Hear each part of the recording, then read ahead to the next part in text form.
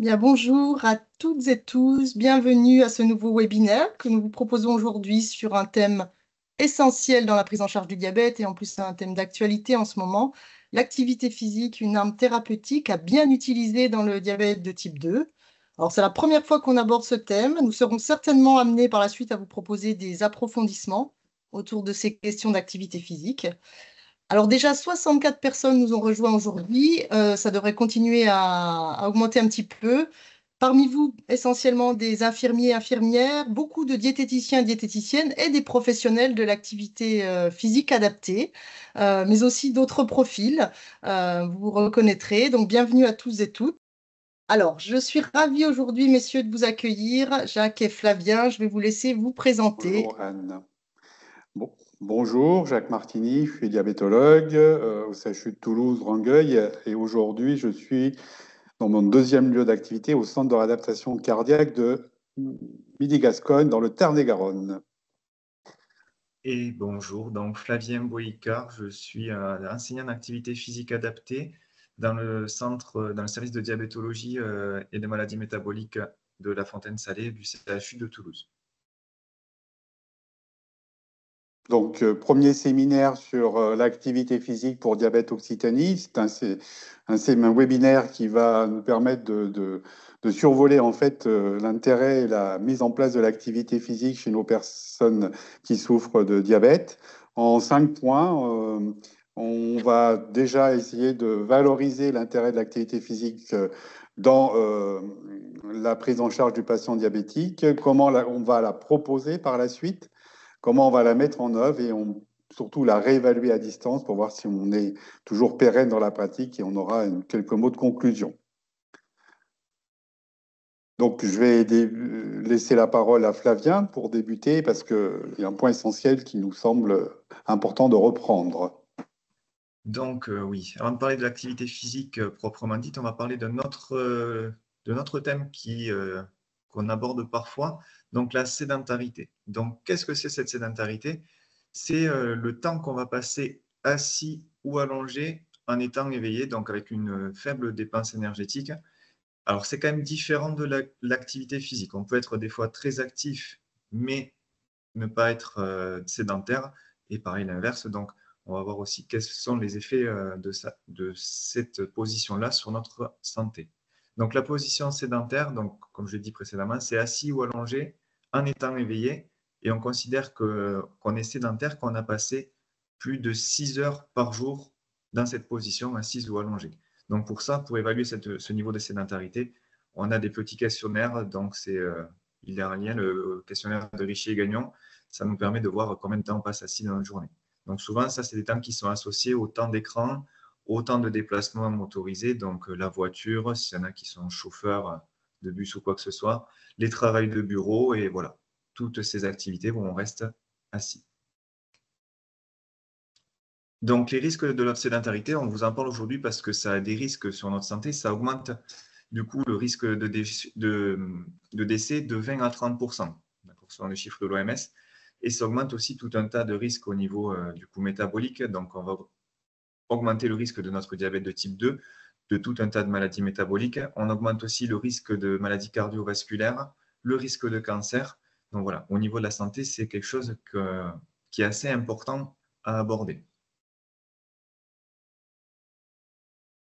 Donc, on peut quand même lutter contre ces effets négatifs de la sédentarité. Pour ça, on a quelque chose qui est tout simple, hein. C'est un message qu'on entend aussi des fois sur l'autoroute, par exemple l'été. Donc, c'est se lever 2 minutes toutes les 2 heures. Alors, le mieux, c'est de se lever et d'avoir une légère activité physique, le fait de marcher ou quoi que ce soit. Mais il faut essayer de couper en fait ces moments de sédentarité. Donc, pour ça, on a quelques petits outils. Des pauses en voiture, comme je vous ai dit, c'est des choses qu'on a qui sont recommandées par exemple sur les voyages l'été. On a maintenant des outils comme les montres connectées qui nous permettent souvent, sans programme à toutes les heures, de nous dire levez-vous, bougez, des choses comme ça. Après, c'est pareil, on peut du coup, au niveau, on parlait tout à l'heure des transports, on peut essayer de modifier notre moyen de transport. Est-ce qu'on peut faire les choses à pied, en vélo, ou voilà, des choses un peu plus actives. Et surtout, et maintenant, au niveau du poste de travail, on le voit, ça s'adapte au fur et à mesure. On a des postes de travail assis, debout, voilà, on a des choses qui s'adaptent, des choses toutes simples, essayer de mettre l'imprimante un peu plus loin de son bureau pour essayer de couper ces moments de sédentarité. C'est des choses qui peuvent être très intéressantes d'un point de vue de la santé.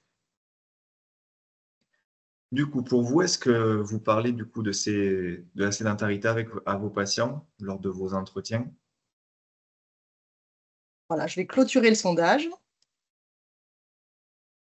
Donc voilà, oui. 73% de oui. Donc c'est plutôt une bonne nouvelle. Ça veut dire que vous prenez en compte le fait que la sédentarité est un facteur de risque pour la santé. Je trouve que c'est très positif, bravo. Euh, il faut continuer. Je pense que c'est un élément important message à faire passer à nos patients.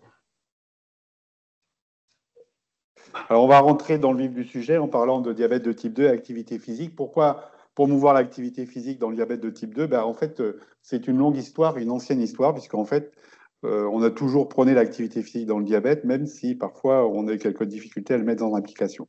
Il y a un élément central initial, c'est l'impact sur les mécanismes physiopathologiques. En fait, l'activité physique répond parfaitement à deux mécanismes physiopathologiques qui expliquent l'hyperglycémie, l'amélioration de la sensibilité à l'insuline en cas d'insulinorésistance et l'amélioration de la tolérance au glucose qui va permettre d'avoir une stabilité glycémique sur le nixtémère et donc de ce fait avoir une meilleure courbe glycémique durant cette période.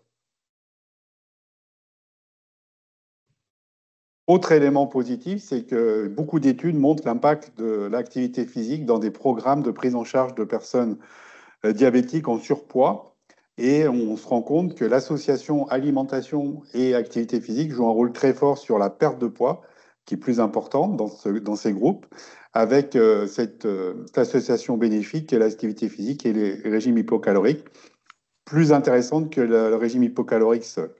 Autre élément positif, et un impact à la fois psychologique pour la personne en elle-même, mais aussi sur un plan plus global de la santé, c'est la réduction de la consommation médicamenteuse. Je vous ai mis à droite un exemple d'étude assez ancienne, 1988, mais sur des programmes d'activité physique de 26 jours. Eh bien, dans ce programme d'activité physique structurée, eh bien, dans le groupe des patients traités par traitement oral, 71% avaient arrêté leur traitement oral. Et dans le groupe des patients traités par insuline, 39% des patients avaient arrêté l'insulinothérapie. Donc un bénéfice très fort sur le plan individuel, psychologique, mais aussi sur le plan global par rapport au coût de la santé du traitement médicamenteux. Au-delà de l'équilibre glycémique qu'on verra tout à l'heure, il y a un impact qui est polyvalent en fait de l'activité physique sur les facteurs de risque cardiovasculaire, sur les paramètres lipidiques souvent perturbés chez le patient diabétique, en particulier au niveau du LDL cholestérol. Sur la pression artérielle, l'association hypertension artérielle diabète est très fréquente, à plus de 70% chez les patients diabétiques. Sur l'atteinte rénale, et en particulier la maladie rénale précoce, qui est la microalbuminurie, et sur la fluidité sanguine et le risque de coagulation avec le fibrinogène sanguin. Donc globalement, un impact à la fois sur les mécanismes pathologiques, mais aussi sur l'impact des facteurs de risque associés. Si on prend maintenant de façon plus spécifique l'équilibre glycémique, on va essayer de voir si on a un impact thérapeutique. Eh bien, en fait, il y a une méta-analyse qui date de 2006, mais qui est assez remarquable, puisqu'en fait, elle décrit en fait l'impact de l'activité physique sur l'hémoglobine glyquée. On se rend compte que sur des programmes de 8 semaines à 12 mois, on a une diminution globale moyenne de 0,6% d'hémoglobine glyquée, ce qui est un résultat qui est significatif pour la FDA, par exemple, en termes d'efficacité thérapeutique d'un médicament. On peut donc considérer que l'activité physique est un traitement à part entière, un médicament à part entière de l'équilibre glycémique pour le patient diabétique. Et cette amélioration de l'équilibre glycémique est indépendante de la variation pondérale. Si on va un petit peu plus loin sur l'équilibre glycémique, diapo suivante, eh bien en fait, on se rend compte que l'intérêt est encore plus élevé lorsqu'on met en place des programmes structurés, donc bien cadrés pour la personne, par rapport à des conseils plus standards qu'on peut donner de façon individuelle en consultation, par exemple, ou en entretien. Les programmes structurés qui associent des activités d'endurance, on va les revoir, des activités de résistance, souvent en combinaison, permettent d'avoir un impact très satisfaisant et deux fois plus intéressant d'ailleurs quand on va avoir une pratique qui va être supérieure à 150 minutes par semaine, répartie bien sûr sur la semaine. On arrive pratiquement à 0,9 de gain d'hémoglobine glyquée en moyenne dans cette méta-analyse, alors que la pratique un peu plus inférieure en durée va avoir un impact moins important. Donc la structuration des programmes est essentielle, donc on est dans la prescription d'un programme thérapeutique qui permet d'avoir un impact sur l'équilibre glycémique. Et quand on arrive maintenant sur l'impact des risques potentiels liés au diabète, et en particulier sur les complications, on se rend compte qu'on a un élément extrêmement puissant d'efficacité sur le pronostic des patients, en particulier sur le plan cardiovasculaire.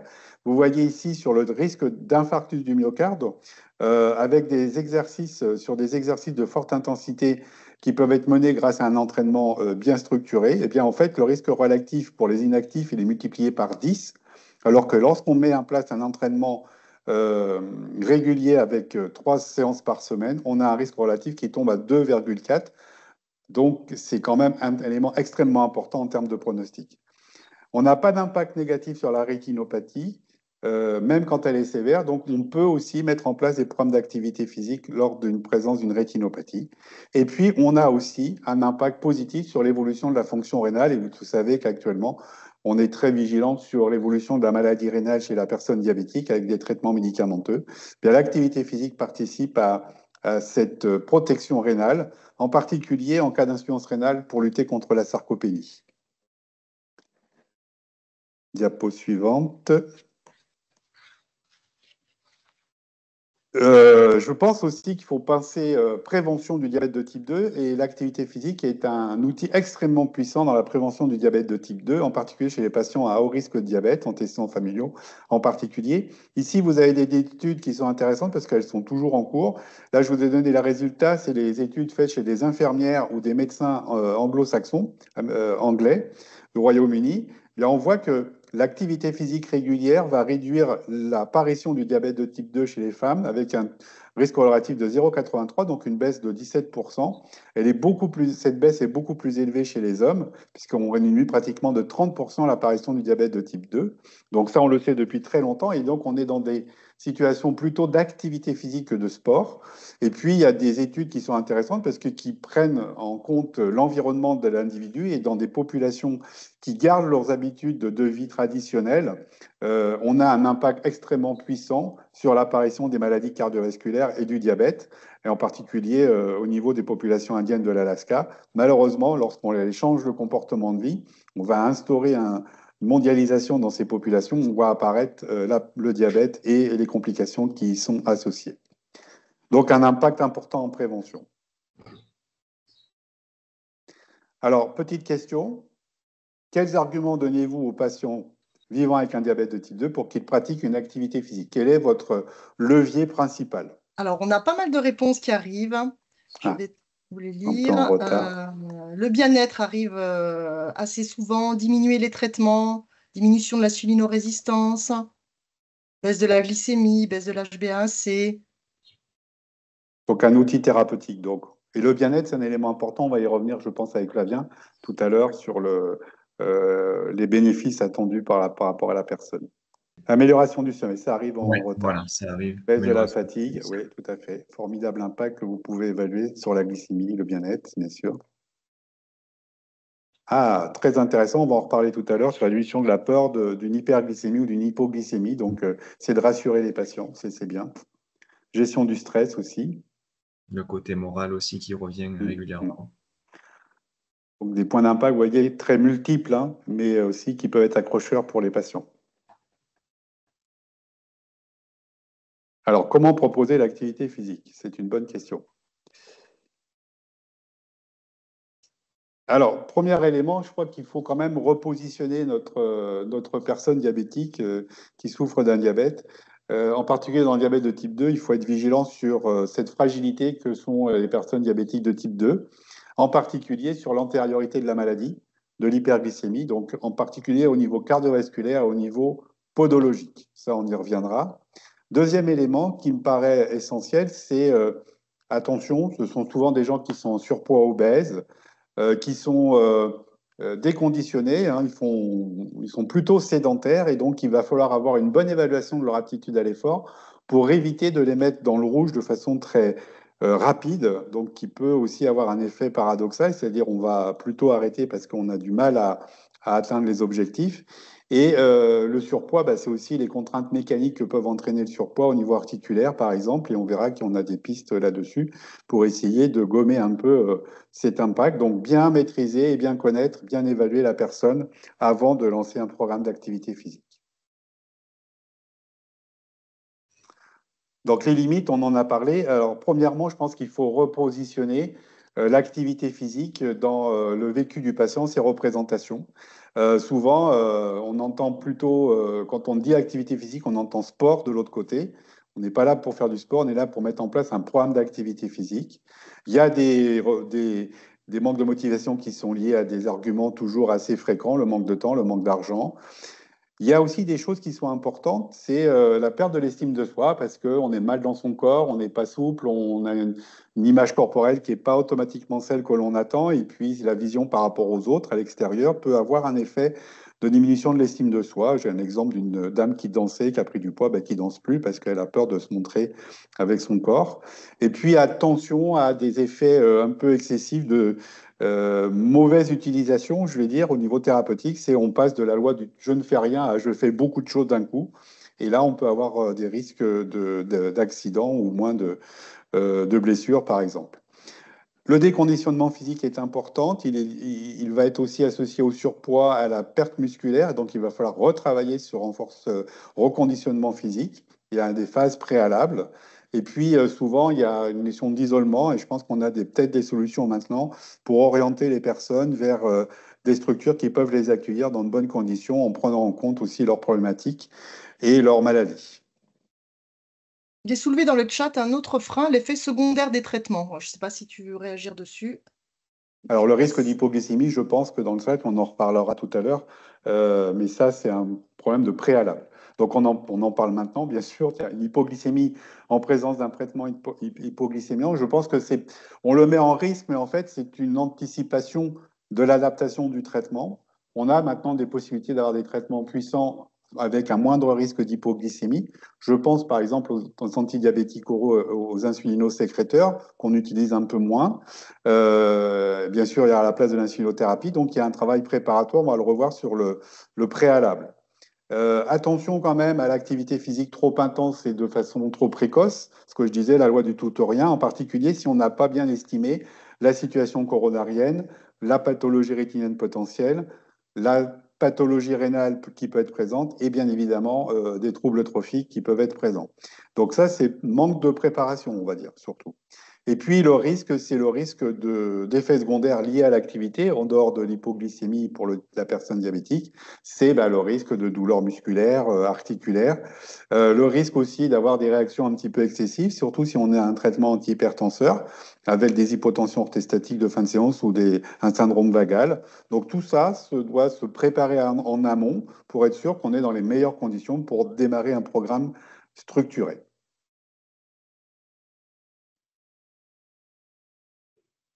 Alors, quel bilan préalable? Un bilan global. L'épreuve d'effort me paraît un élément important. En fait, on va rechercher une ischémie myocardique silencieuse. Elle est basée aussi sur la notion de facteur de risque, de niveau de risque cardiovasculaire. Et elle permet aussi, cette épreuve d'effort, d'avoir des renseignements sur la capacité à l'effort, même si on n'est pas dans la VO2 max pure et dure. On va savoir s'il y a une fatigabilité du patient pour un effort maximal. On va aussi évaluer l'évolution de la pression artérielle à l'effort, surtout s'ils sont hypertendus, ce qui est un élément important aussi à prendre en compte dans le choix des activités et l'intensité qu'on va proposer. Un bilan ophtalmologique, un fond d'œil, sachant qu'il y a peu de contre-indications, mais il ne faut pas passer à côté d'une rétinopathie. Et Dieu sait s'il y a une insuffisance de dépistage de l'état rétinien au niveau de la population en France des personnes diabétiques. Et puis le bilan podologique est essentiel, en particulier la gradation du risque podologique, avec la recherche d'une neuropathie qui va conditionner toute une stratégie de mise en place de surveillance, en particulier sur le chaussage, le choix des chaussures, sur la surveillance des pieds par rapport aux épreuves, les chaussettes et la protection en fait de la peau lors de la pratique de l'activité physique. Il y a des contre-indications, mais j'ai souligné transitoire, c'est un élément essentiel. Je pense que parfois, il est peut-être préférable de retarder un peu. En particulier, nous, on le voit sur le plan cardiovasculaire. Si on a une insuffisance coronarienne qui n'est pas contrôlée, il n'y a pas eu de revascularisation, ou il y a un doute sur une exploration complémentaire à faire dans l'attente, on met peut-être attendre. On peut toujours avoir une activité de très faible intensité, ça n'empêche pas de bouger un peu, mais on ne va pas rentrer dans un programme structuré. L'hypertension artérielle d'effort à prendre en compte, et l'intérêt de l'épreuve d'effort est là intéressante à voir pour voir si c'est une bonne réponse potentielle. La notion de rétinopathie très évolutive, proliférante, donc on a des stades évolués. Là, c'est surtout l'ophtalmologiste qui va nous dire si on doit mettre en place un programme ou pas et s'il est plutôt préférable d'être au repos. Ou une évolution très rapide de l'atteinte rénale. On peut être protéinurique et faire de l'activité physique, mais si on a une évolution de la protéinurie trop importante, il vaut mieux aussi essayer d'éviter la mise en place d'une activité de plus forte intensité. Bien sûr, la plaie du pied qui nécessite de lever le pied pour éviter justement d'aggraver les plaies. J'avais dans le chat juste le risque que l'hémoglobine A1C baisse trop rapidement. Justement, par rapport à un état de rétinopathie évolutive proliférante, on va être vigilant sur l'amélioration trop rapide de l'hémoglobine glyquée. Sachant que dans l'activité physique, vous avez vu, on est entre 0,6 et 0,9% d'hémoglobine glyquée. Donc, on est plutôt c'est plutôt modéré en termes d'impact. On ne va pas faire baisser comme si on mettait un schéma insulinique très puissant d'emblée.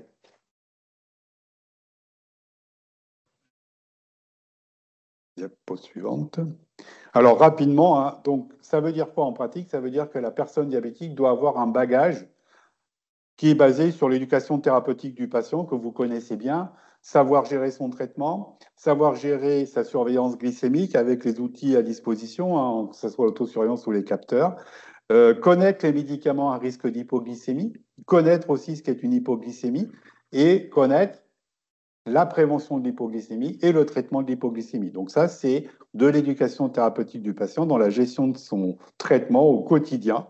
Eh bien, on intègre de l'activité physique, eh bien, on va intégrer des actions à mettre en place pour limiter les conséquences, en particulier sur l'hypoglycémie. On va travailler aussi sur la perception de l'objectif alimentaire, ce qui est un élément important, en particulier dans le diabète de type 2, parce que l'objectif principal pour la majorité des personnes diabétiques de type 2, c'est la perte de poids. Donc, il faut éviter des resucrages trop itératifs, travailler sur le fractionnement et savoir gérer l'hypo au bon moment si elle existe. Donc là, il y a une connaissance thérapeutique qui est importante. Et puis, la surveillance podologique, c'est la bonne paire de chaussures pour la bonne activité. Donc, une base préalable qui est assez classique, je dirais, en éducation thérapeutique. Et là, on arrive sur les évaluations d'activité physique. Flavien. Donc, sur les évaluations. Donc, une fois qu'on a eu, nous, au niveau des anciens activités physiques adaptées, le préalable du coup des médecins sur tous ces points que Jacques vient de vous présenter, on va commencer du coup nos évaluations. Donc, on peut avoir deux types d'évaluations. Un premier côté qui va être plus sur un entretien, donc un entretien motivationnel pour aussi voir le niveau des activités physiques des patients. Est-ce qu'on a affaire à des patients qui sont très actifs, qui bougent? Qu'est-ce qu'ils ont déjà mis en place? Est-ce qu'il y a des choses qui ont été vues? Est-ce qu'il y a des douleurs? Est-ce qu'il y a des liens au niveau de la santé qui se font? Quels sont aussi les objectifs? Quelles sont les activités qui leur plaisent? Donc voilà, plein de choses qu'on peut mettre dans ces entretiens pour pouvoir nous projeter sur les activités à mettre en place et surtout sur les objectifs qu'on va avoir sur ces activités. Dans un deuxième temps, on va aussi avoir du coup une évaluation sur la condition physique des patients. Donc, on peut avoir surtout dans notre évaluation de la condition physique, donc surtout ce qui se fait au niveau de l'activité physique, des tests de souplesse, des tests d'équilibre, des tests de force et tester aussi la capacité cardio-respiratoire. Alors, il y a d'autres tests, mais ça, souvent, c'est plus au niveau infirmier des diététiciennes que ça se passe. Tout ce qui va être le poids, la taille, les mesures anthropométriques qu'on va avoir juste avant. Donc, nous, ça va être purement des tests au niveau de l'activité physique. Et donc, tous ces tests peuvent être retrouvés un peu par tous les enseignants en activité physique adaptée. Donc, une fois qu'on a ces entretiens et ces données de nos évaluations, comme l'a dit Jacques juste avant, ça va souvent se faire avec de l'éducation thérapeutique, donc on va avoir un diagnostic éducatif.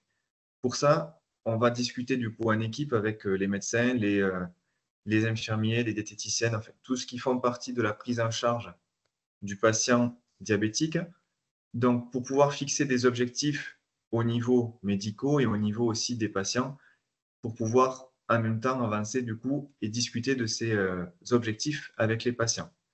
Donc, pour ça, nous allons proposer des activités qui vont être adaptées à chaque condition physique de chaque patient, donc par des groupes de niveau, par des choses comme ça, des types d'activités différents. Et en même temps, on va avoir les éventuelles contre-indications sur certains mouvements, sur certaines activités que les médecins et les autres professionnels de santé peuvent nous donner.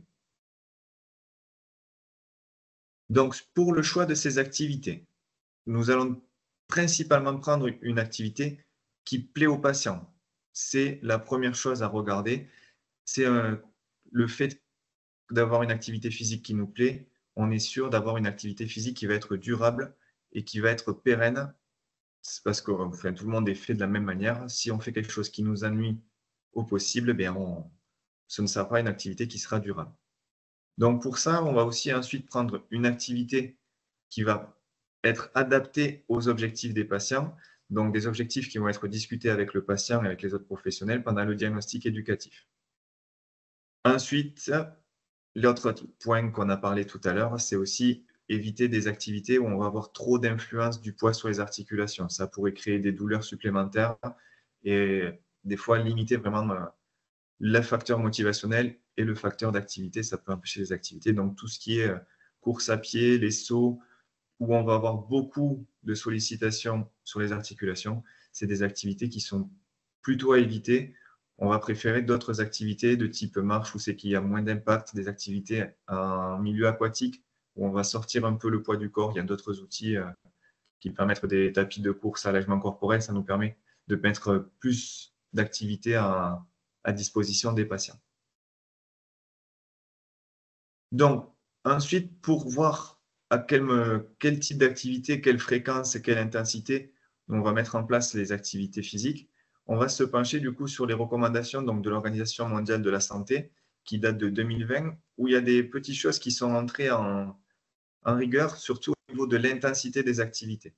Donc, ce que nous dit l'Organisation mondiale de la santé, c'est qu'on doit avoir, pour un effet sur la santé, 150 à 300 minutes d'activité physique à intensité modérée par semaine, 75 à 150 minutes d'activité physique à intensité élevée par semaine. Et si on veut sortir un bénéfice supplémentaire de tout ça, on peut rajouter 2 séances de renforcement musculaire dans notre semaine. Alors, tout ça, ça paraît un peu brut. Donc, sur les intensités modérées, sur notre première partie de nos recommandations. Donc, on sait au niveau des activités physiques qu'une séance à intensité modérée, elle dure entre 45 et 50 minutes. D'accord ? C'est une activité qui va être plutôt longue. Ça va être un effort qui va être constant. Et on va le voir un peu tout à l'heure, mais on doit être du coup sur une intensité qui est modérée. On va voir ça au niveau de notre essoufflement et de notre fréquence cardiaque.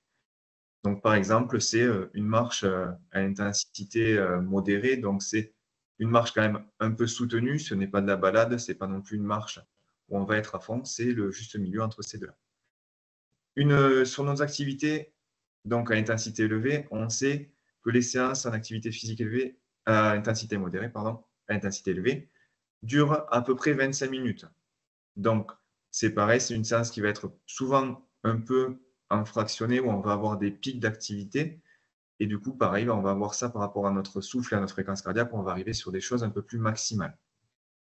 Donc, sur ces deux choses, si on regarde un peu les chiffres que je viens de vous donner, ça représente à peu près 3 à 6 séances dans notre semaine, peu importe l'intensité. Et en plus, voilà, 2 séances de renforcement musculaire où là, on va travailler un peu plus comme résistance, avec contre-résistance, avec des élastiques, des poids, le poids du corps, des choses un peu plus avec du matériel et du coup, contre-résistance. Alors, Flavia, il y a Virginie qui nous demande dans le chat s'il s'agit de 150 à 300 minutes d'activité physique à intensité modérée plus ceci ou c'est où? Elle souhaiterait une précision. C'est où? Parce que si on regarde ce que je vous ai dit jusqu'à présent, donc à peu près 45 minutes sur l'intensité modérée, à peu près 25 minutes sur de l'intensité élevée. Si on compare, ça fait à peu près 3 à 6 séances dans notre semaine, peu importe l'intensité. Donc, sur un exemple qui va être plus une marche, pas forcément une balade, mais avec un rythme un peu soutenu, et l'autre, c'est plus assimilé à, si on prend toujours l'activité marche, avec une intensité qui va être plus élevée, donc souvent dans des côtes ou des choses comme ça où on va être un peu plus essoufflé. Merci pour cette précision. Alors, du coup, le bénéfice d'une activité physique qui va être plus régulière. Donc, on a parlé en termes de semaine.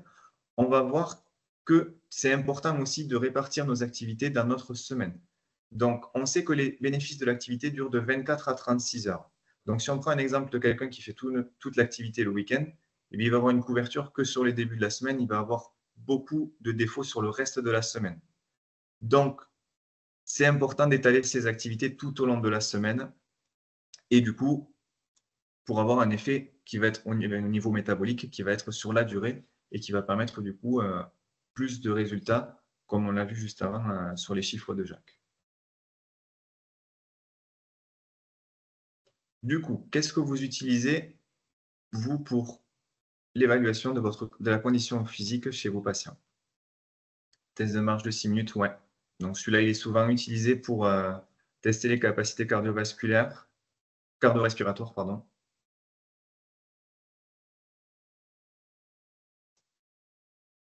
L'appui unipodal aussi pour tester l'équilibre, les tests de marche, l'impédance mètre aussi qui permet d'autres au niveau anthropométrique.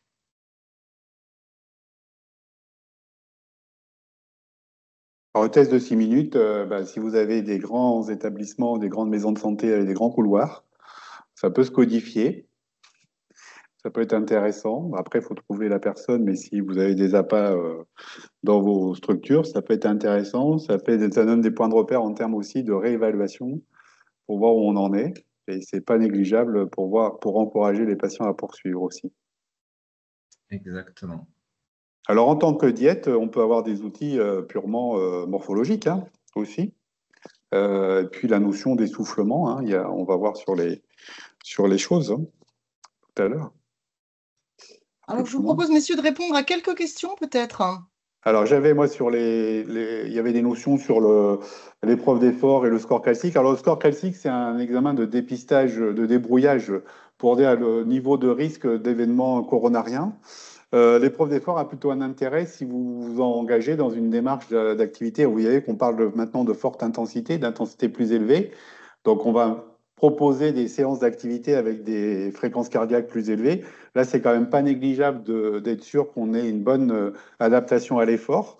Donc, c'est peut-être préférable d'aller chercher une épreuve d'effort.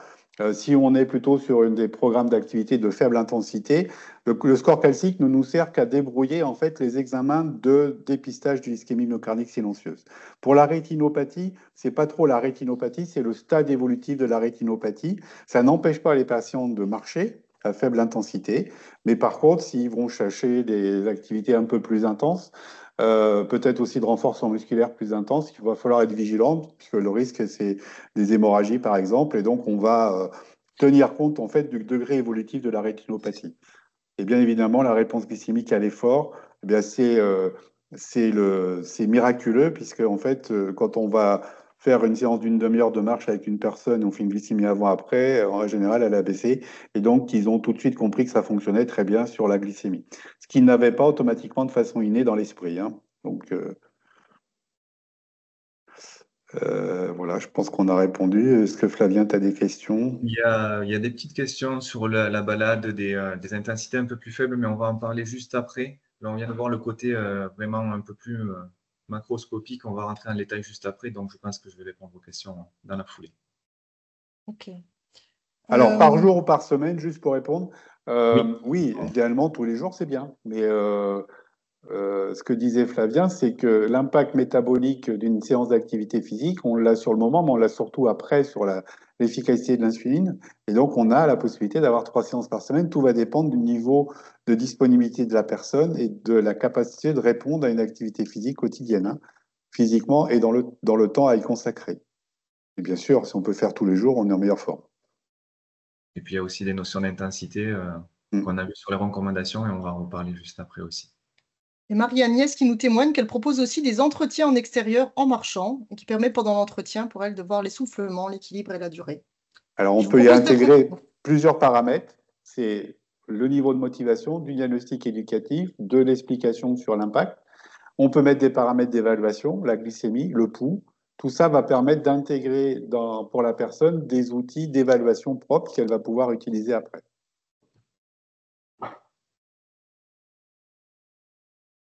Alors, comment mettre en œuvre? Alors, je pense qu'il y a plusieurs étapes. La première étape, quand on est face à une personne et on va proposer, vous avez donné des exemples de sources de motivation et d'objectifs, on va d'abord travailler sur le temps de sédentarité. Pas anodin de parler de sédentarité parce que dans nos modes de vie, de façon globale, on a toujours un temps de sédentarité présent pour des contraintes, je dirais, professionnelles, mais aussi pour d'autres raisons. Qui va être présent. Donc, il va falloir réfléchir à comment on peut réduire ce temps de sédentarité. Donc, ça, c'est déjà une première étape. Je pense que c'est une étape essentielle pour prendre conscience de la gravité d'être sédentaire sur son état de santé. Travailler sur le quotidien, bah, c'est bouger un peu plus que d'habitude pour faire des choses qu'on a l'habitude de faire au chaque jour. Faire ses courses, aller chercher son pain, etc. On est déjà dans un changement, on parle souvent de changement d'état d'esprit, c'est-à-dire au lieu de rester cloué à utiliser plutôt ses SMS pour envoyer une information, ben on va se déplacer dans la maison pour aller voir la personne qui est concernée ou à son bureau pour aller voir la personne avec qui on veut envoyer une information. Ça, c'est des éléments importants. C'est les petites dépenses quotidiennes qu'on peut mettre en place qui paraissent bénignes comme ça, mais qui, associées les unes aux autres, ont un élément positif. Puis ensuite, on rentre dans le dur, entre guillemets, mais le dur au sens positif, c'est-à-dire on va structurer notre ordonnance. On va structurer notre ordonnance et il faut que la personne prenne conscience que c'est une prescription, un outil thérapeutique qu'on met à disposition. Donc cet outil thérapeutique, il doit être prescrit et de façon précise par rapport à ce qui a été dit en amont, le plaisir, le choix, la possibilité de le faire, etc. Donc, trois niveaux de prescription. L'endurance, on est à 3 séances par semaine et on a vu en fonction de l'intensité et les durées. C'est intéressant cette notion de durée parce qu'il y a des seuils par rapport au risque de complications, par exemple, et on sait que c'est 150 minutes au minimum, c'est pas mal. Et puis, bah, on va prendre en compte le niveau de condition physique de la personne pour la faire monter en intensité tranquillement. Le renforcement musculaire, il est très complémentaire et très utile pour les personnes pour retrouver quand même un statut de force musculaire suffisante. Et c'est un exercice qui n'est pas si simple que ça à mettre en place parce que c'est assez difficile au début, le renforcement musculaire pour la personne, mais qui est rapidement source de bénéfices. Donc globalement, des éléments importants, mais par exemple, ça se prescrit de façon précise parce que bah, c'est le nombre de séances, c'est le nombre de répétitions d'exercices, etc. Et donc, il va falloir en tenir compte et bien préciser, avec l'aide aussi de la personne de l'APA qui va, par exemple, l'accompagner, quel type d'exercice on va mettre en place. Et puis, la travail sur la souplesse, parce que on parlait de bien-être, mais quelqu'un qui peut faire ses lacets à un moment ou à un autre quand il a commencé ses séances d'activité physique, bien, il y a un sentiment d'amélioration de l'estime de soi. Je suis capable de refaire mes lacets, je suis capable de ramasser quelque chose par terre sans être gêné physiquement. Je suis capable de me mobiliser dans mon quotidien. C'est un élément important. Cette ordonnance, bah, comme tout à chacun, elle doit être réévaluée. Est-ce que vous l'avez bien tolérée? Est-ce que ça a été efficace? Est-ce que vous en avez tiré un intérêt? Voilà le résultat de votre prise de sang, mais comment vous l'avez vécu, vous? Et on va rechercher en fait l'élément qu'on avait mis en premier sur l'objectif thérapeutique.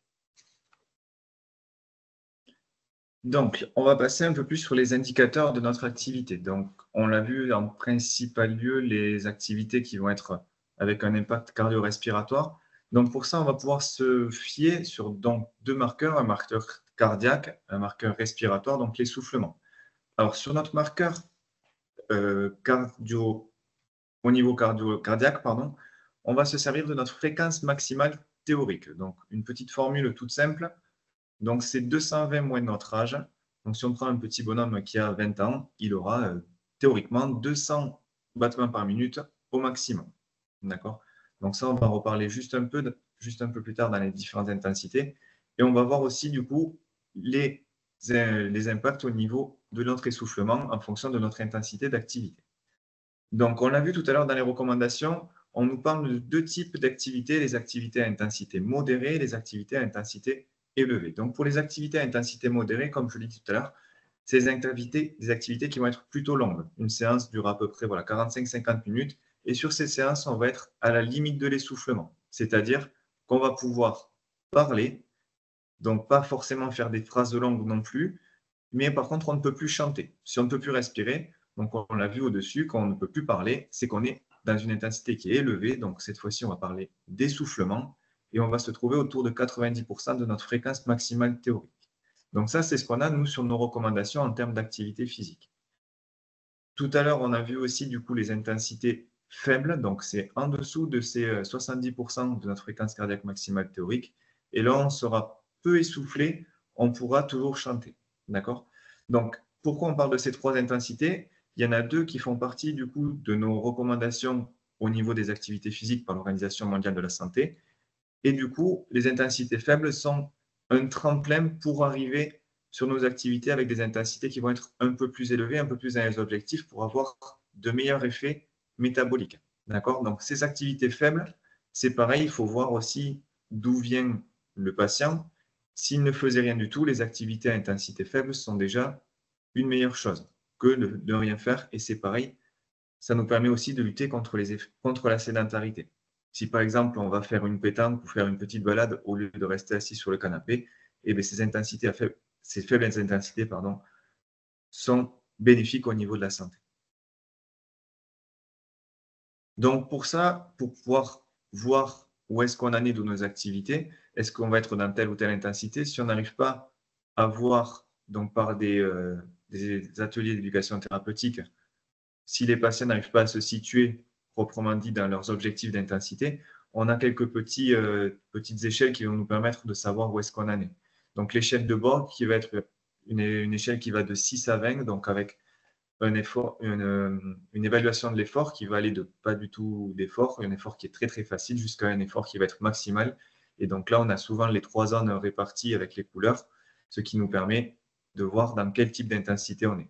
Donc pareil, juste avant, on l'a vu aussi à l'essoufflement, donc une échelle d'essoufflement qui va de 0 à 10. 0, pas du tout essoufflé, 10, un essoufflement maximal. Et c'est pareil en fonction de notre moment où on peut parler ou pas, ou chanter, et bien on va voir à quel type d'activité on est. Donc c'est pareil, ça évolue au fur et à mesure. On parlait avant beaucoup du marqueur cardiaque. Maintenant, on commence à parler beaucoup plus du marqueur respiratoire qu'on a plus facilement et plus régulièrement, même au niveau, ça commence à se passer comme ça. C'est quelque chose qui va devenir un très bon marqueur sur nos activités. Donc, l'importance aussi, du coup, d'être bien suivi par des professionnels de l'activité physique. Donc, comme on l'a vu tout à l'heure, donc les enseignants en activité physique adaptée vont avoir un impact souvent aussi au niveau biopsychosocial, c'est-à-dire qu'on va avoir un impact aussi au niveau, donc comme l'a dit Jacques tout à l'heure, tout ce qui va être ce qui se passe purement médicalement sur notre prise de sang, sur notre marqueur, sur notre glycémie, sur notre diabète. Aussi un impact psychologique. Est-ce que ça m'a fait du bien de bouger? Est-ce que ça m'a permis de me changer les idées? Est-ce que j'ai pu faire d'autres choses pendant mes séances d'activité physique? Et souvent, à notre niveau, les activités se passent en groupe. Et du coup, ça crée aussi un lien social pour certains patients qui peuvent être un peu perdus là-dessus. Donc, c'est pareil, ça permet de rediscuter de certaines pratiques. Est-ce que moi, j'ai pu mieux gérer ma glycémie? Quel est mon camarade comme stratégie pour lutter contre cette glycémie, pour lutter contre sa sédentarité? Voilà, c'est un lien social qui peut aider au niveau médical aussi à avoir d'autres stratégies. Donc, pour une bonne orientation, du coup, il existe plein de réseaux pour diriger les patients vers de l'activité physique adaptée. Donc, il y en a certains qui sont cités dans le diaporama ici, il y en a plein d'autres. Donc voilà, les enseignants d'activité physique sont vraiment des professionnels de l'activité physique qui vont nous permettre de bien suivre nos activités. Donc, ça se développe de plus en plus dans notre territoire. Donc, il y a quelques exemples ici, il en existe plein d'autres. Donc, voilà, il y a des salles de sport spécialisées, il y a des associations sportives, il y a les réseaux informiques qui se diversifient, les maisons de sport santé. Donc, voilà. Maintenant, ça devient plus facile de contacter des professionnels de l'activité physique adaptée.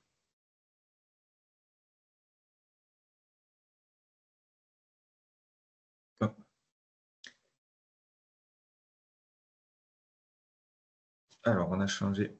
Je crois que c'est la même, mais qui a été reprise. Ouais, mais juste pour vous dire que l'ARS a mis en place un site pour Sport Santé Occitanie où il y a une cartographie et pour les APA, si vous avez des associations, des clubs, vous pouvez être répertorié comme étant acteur. Et c'est intéressant pour les prescripteurs que nous sommes de savoir que dans le village ou l'environnement proche de la personne, il y a des gens qui sont identifiés comme pouvant accueillir nos personnes diabétiques en particulier. Donc, je vous invite à aller voir cette cartographie qui est intéressante et éventuellement vous inscrire. Merci Jacques. Donc juste pour voir du coup l'importance d'une bonne orientation par des professionnels de l'activité physique. Donc les professionnels de l'activité physique adaptée, les enseignants d'activité physique adaptée, ont une formation qui leur permet de faire des évaluations adaptées aussi à chaque patient. D'accord? Donc tout patient peut être testé, voir du coup son condition physique et du coup formuler des objectifs avec le patient, avec les professionnels qui l'encadrent au niveau des activités physiques et donc des activités physiques adaptées. Comme on l'a vu juste avant aussi, ça permet du coup le maintien des capacités biopsychosociales, donc voir comment on interagit aussi dans un collectif, qu'est-ce qui se passe au niveau biologique, voilà, tout ça qu'on a vu juste avant. Donc ça peut aussi être, on peut avoir une orientation en fonction des évaluations précédentes, orienter du coup les patients vers des activités du coup qui leur plaisent et qui vont être privilégiées par rapport à leurs objectifs. D'accord? Et ça aussi, du coup, ça permet d'avoir un suivi, de maintenir la motivation. Donc c'est pareil, on va en parler juste après pour rapport à la motivation avec soit des entretiens ou des choses comme ça qui vont nous permettre de maintenir cette motivation et pareil, du coup, de continuer le lien entre les soignants et les professionnels des activités physiques pour avoir un meilleur suivi et continuer nos activités physiques, réajuster au fur et à mesure toutes ces activités physiques en fonction des objectifs. Donc, on va parler du coup de cette réévaluation. Cette réévaluation va nous permettre d'assurer aussi la pérennité des activités physiques. Donc, on va suivre ces objectifs des patients et qui ont été formulés, comme on l'a vu au début, au diagnostic éducatif. Et pour ça, du coup, on va réévaluer ces objectifs, réévaluer aussi la condition physique, ce qui va permettre aussi de voir voir le côté motivationnel. Est-ce que j'ai pu évoluer? Est-ce que entre mon test que j'ai fait aujourd'hui et celui que j'ai fait il y a 3 mois, est-ce que j'ai progressé? Est-ce que sur mes séances, par exemple, de marche, j'ai réussi à faire plus de distance en moins de temps? Voilà, il y a plein de choses qui vont être revues, réévaluées. Est-ce qu'on a atteint nos objectifs? Est-ce qu'on va formuler de nouveaux objectifs? Est-ce que est-ce que j'ai eu du mal à mettre en place des activités? Qu'est-ce qui m'en a empêché? Qu'est-ce que, au contraire, j'ai bien aimé dans mes activités? Voilà, c'est des choses qu'on va faire au fur et à mesure pour pérenniser l'activité physique et du coup faire aussi augmenter, par exemple, en intensité, en régularité, et tout ça dans un suivi en activité physique.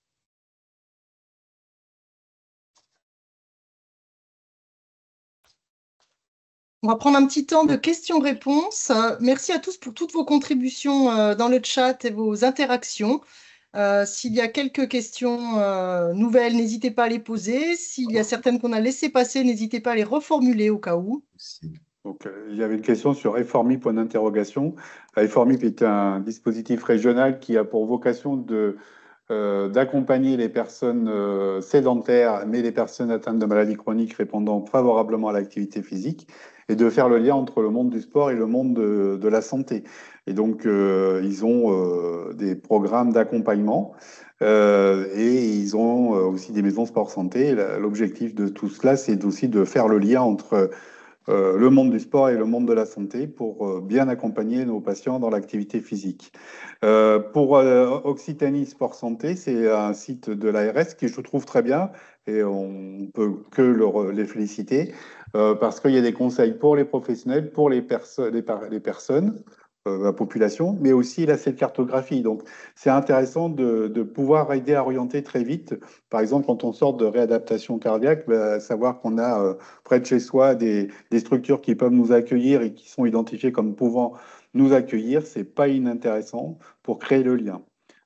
Voilà, je pense qu'on a fait le tour là-dessus. Il y a quand même toujours une discussion sur en faire un petit peu. Je suis d'accord, hein, Fabien en parlait en disant oui, il faut commencer par des activités faibles, la marche, la balade, mais euh, toujours penser que dès qu'on va formaliser et structurer, on va avoir un gain supplémentaire. Et le gain supplémentaire, il n'est pas anodin et c'est vraiment le marchepied, le première étape. Et puis rien n'empêche de garder de la balade si on a un programme structuré, d'aller se promener son chien, etc.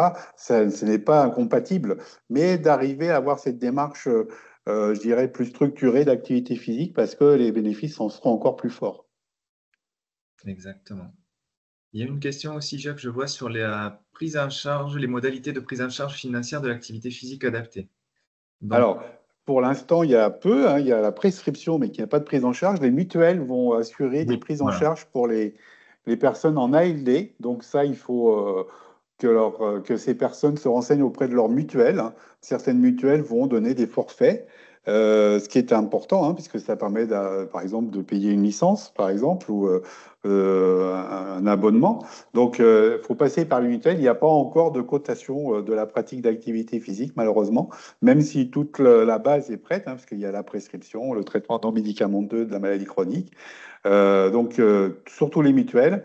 Et puis ensuite, il peut y avoir des programmes plus spécifiques où on va pouvoir chercher à accompagner dans les articles qu'on appelle 51 expérimentaux, où on va proposer que l'intervention de l'APA soit prise en charge et financée pour la personne. Donc, c'est pas inintéressant. Mais on est encore dans le domaine expérimental, là. Par contre, les mutuelles, c'est plus de l'expérimental, c'est des forfaits existants. Christelle vous demande après combien de temps vous faites les réévaluations? En règle générale, sur le plan médical, on voit à peu près les gens tous les 3 mois. Je pense que c'est bien d'avoir le retour aussi de la personne qui accompagne. Si par exemple on est dans une structure avec un APA, que l'APA nous fasse un retour avec l'accord du patient sur comment il le vit, où il en est, les difficultés qu'il rencontre. Et puis ensuite, il y a des délais assez incontournables par rapport si on a mis un objectif en termes d'hémoglobine glyquée, il faut attendre 3 mois. Voilà. Et surtout, ne pas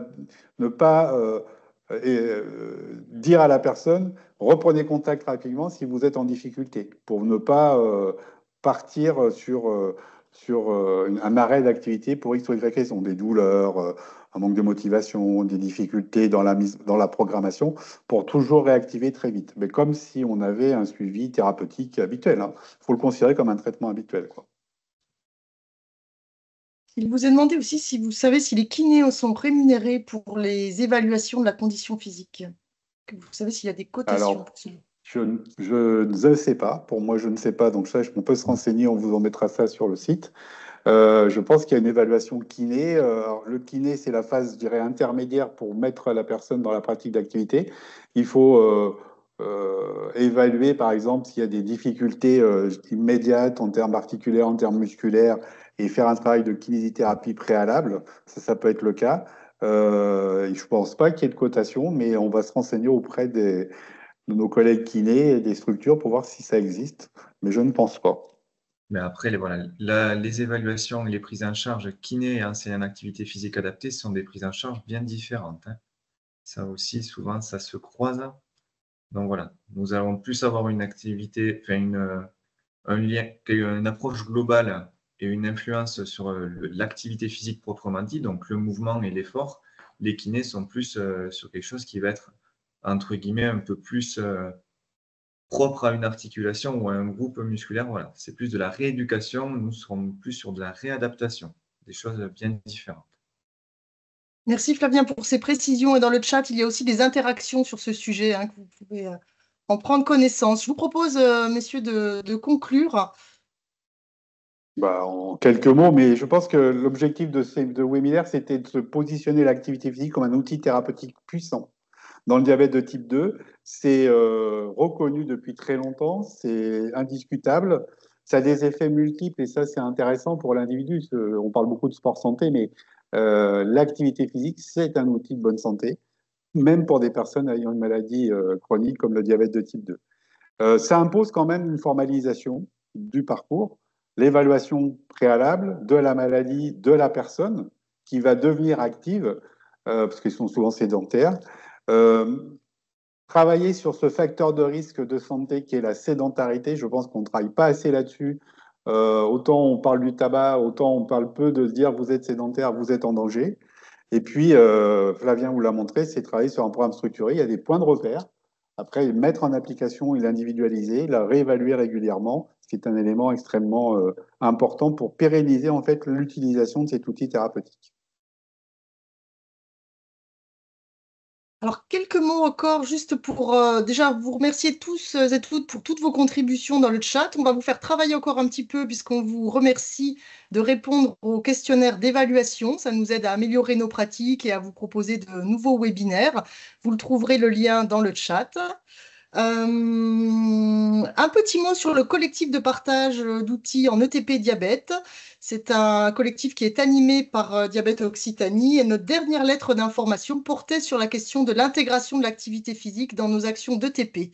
Vous la retrouverez sur notre site internet, n'hésitez pas à aller la consulter. Un grand merci à nos intervenants, merci Jacques, merci Flavien pour la clarté de votre intervention, un grand merci.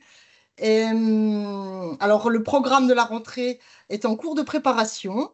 Vous serez bien entendu informés des prochains webinaires. Et si jamais pendant l'été, vous avez envie de revoir des replays ou de voir ceux que vous n'avez pas pu voir, ils sont tous en lien sur notre site internet. Un grand merci aussi à toutes les personnes qui ont contribué à la préparation du webinaire, en particulier à Émilie, qui n'est pas visible aujourd'hui, mais qui a été très active pour préparer le support et nourrir le chat. Voilà, on vous donne rendez-vous très bientôt à la rentrée pour les prochains webinaires. Merci à tous. Merci à vous. Merci.